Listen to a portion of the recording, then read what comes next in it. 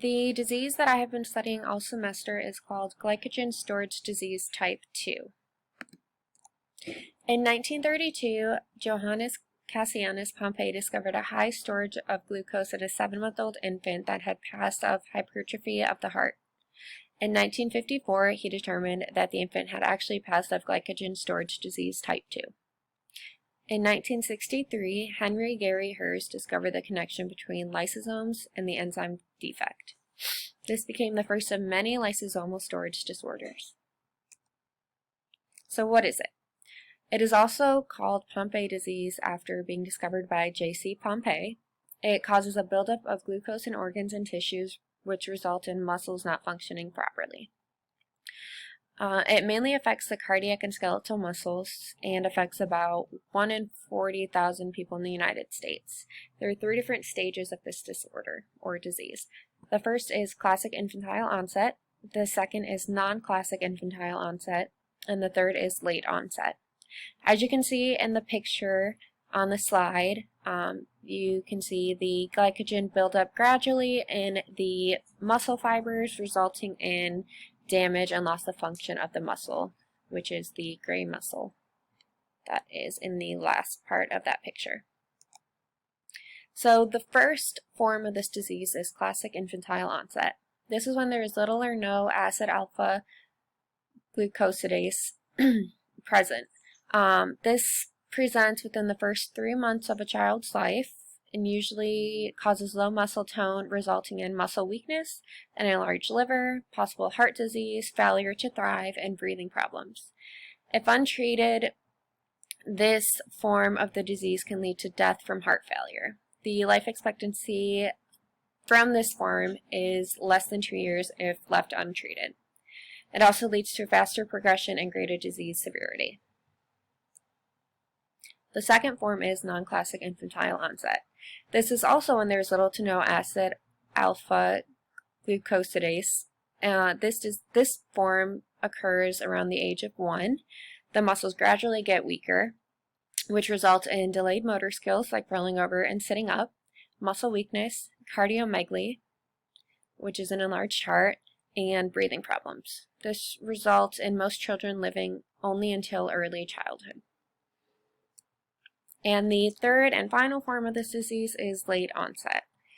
This is when there's a reduced amount of acid alpha glucosidase in the body. It can occur at any age over the age of 1 typically. Result in muscle weakness, mainly involving the legs and spine, diaphragm weakness, which results in breathing difficulties, and it also leads to increasing difficulty in walking. This specific form does not involve the heart. So what causes this disease? So it occurs in the GAA gene, which provides instructions for producing acid alpha glucosidase enzymes. These enzymes typically break down glycogen into glucose in the body. It occurs on chromosome 17q25 to q25. As you can see in the picture on here, a normal cell versus an Pompe affected cell where the GAA gene does not break down the glycogen enzymes. Mode of inheritance. So this disease is an autosomal recessive pattern, which means both copies of the gene must have the mutation in order for the offspring to inherit it. The parents of an individual with an autosomal recessive condition each carry 1 copy of the mutated gene. They typically don't show signs or symptoms of the condition if they're carriers. As you can see in the picture on here, it's just an example of any autosomal recessive inheritance pattern where both parents are carriers. There is a 25% chance that the child will be unaffected, 50% chance that they'll be a carrier, and a 25% that the child will be affected. This is an example of a pedigree for the autosomal recessive inheritance, that the child will develop the disease when they inherit the mutated gene from each parent. As you can see in the picture, sorry, I'll move myself.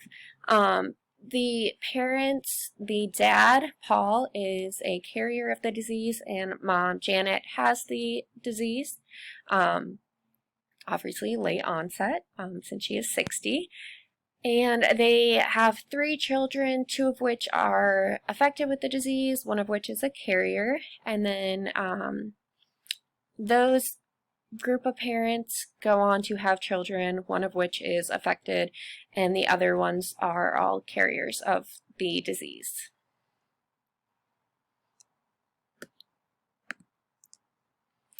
So the genetic testing that is done for this disease. It is part of the newborn screening panel in 20 states, which means that it is automatically and mandatorily done in 20 states when the baby is born. And then in the other 30 states, it can be requested by the parents to have this disease tested for, especially if you are a known carrier for the disease or anybody else in your family has been affected by this disease. You can do an enzyme activity test, which tests the enzyme activity of the acid alpha glucosidase by using a sample of cells. There can also be genetic testing done, where you do gene sequencing to assess the GAA gene through blood or saliva. In older patients, you can do an X-ray, EKG, or an echo to check for the heart damage or size of the heart, anything like that. And there can also be MRIs and electrograms done, as you can see in the picture on this slide. That is the treatment for this disease. If it is late onset, typically you can try physical and occupational therapy, breathing treatments, ventilation, feeding tubes. Even non-classic infantile onset, you can try feeding tubes. Typically, you can do enzyme replacement therapy, which removes the glycogen buildup and improves survival as well as cardiac and motor function. As long as the disease is caught early, there is a good chance of survival, but if the disease goes untreated, then it is likely a life-threatening disease that the patient will not survive from. In the picture on the bottom corner is another example of just how the disease affects the body with the buildup of glycogen and the tissue that it is affecting essentially dying, which is why it is turning gray. And these are my references for this project. Thank you.